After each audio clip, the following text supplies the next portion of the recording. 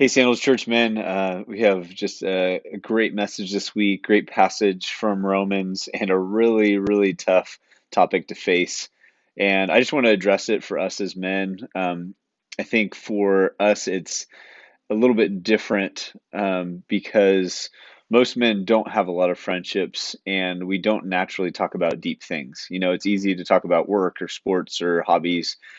It's really tough to bridge the gap, even in a Christian circle, much more so in a circle of guys that aren't believers. And so when it comes to sharing the gospel, it's really challenging for us. And I think it's easier to make excuses and to look for reasons not to do it than to look for reasons to do it.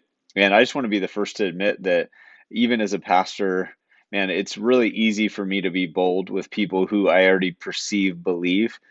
It's actually pretty easy now for me to be bold in a group setting, like at a wedding or funeral.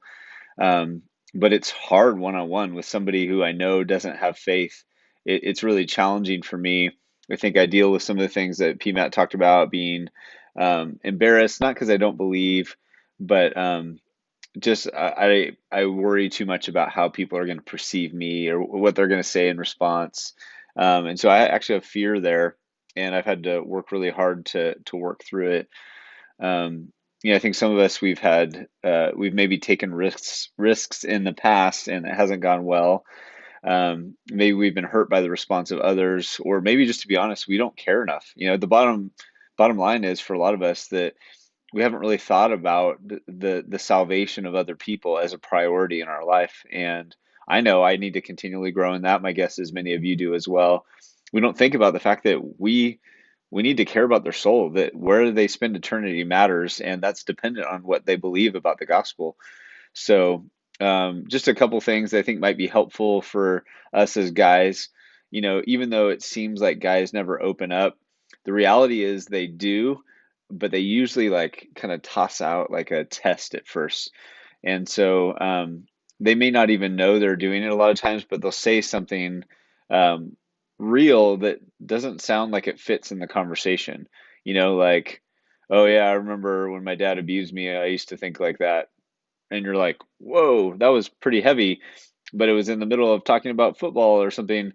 And so, if we're ready and if our eyes are open to the fact that God presents opportunities to us all the time, we can really take advantage of that by asking them questions. It's amazing where some good questions will go, like, hey, you mentioned that thing about your dad. Man, that must have been really tough, or if someone's talking about a crisis situation. Matt talked about this weekend that a lot of people are more open in crisis when they say what they're going through, asking questions like, what have you done to find hope? Or what's your anchor during this time? Or something that makes sense to you. A lot of times, in my experience, what guys will say is, I don't know. And then they'll kind of turn the question back on you. And that's when you have an opportunity to share very boldly, man, I wouldn't be anywhere without Jesus. Here's what he's done for me. Here's how he saved me from my sins. Here's how I get strength from him each day. And you'd be amazed at how many guys are actually open to that. And so I think, one, we have to care about other souls. Two, we got to be ready, for those opportunities when they come up to be focused on it. And then three, to ask those good questions in those moments. And even guys, as tough as they appear on the outside, clearly lots of them get saved, right? They are filling our churches. So it's just looking for those right opportunities, building the relationship, caring more about the depth of the relationship than whether or not we're having fun together. And God can do great things. And so um, I'm challenged by it. I hope that you're challenged by that this week. I think there's a lot of opportunity to talk through this in your group, just to share, hey, what are your actual barriers? Don't make excuses. Confess what your limitations are. And then if you've had success, what are some things you've done that has been effective for you?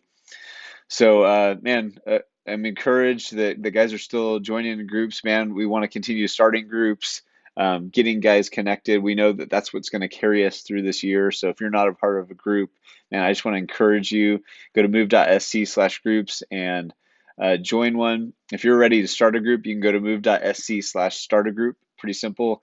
And just say when you want to meet and start inviting people. So, man, God's doing a work in the men of our church.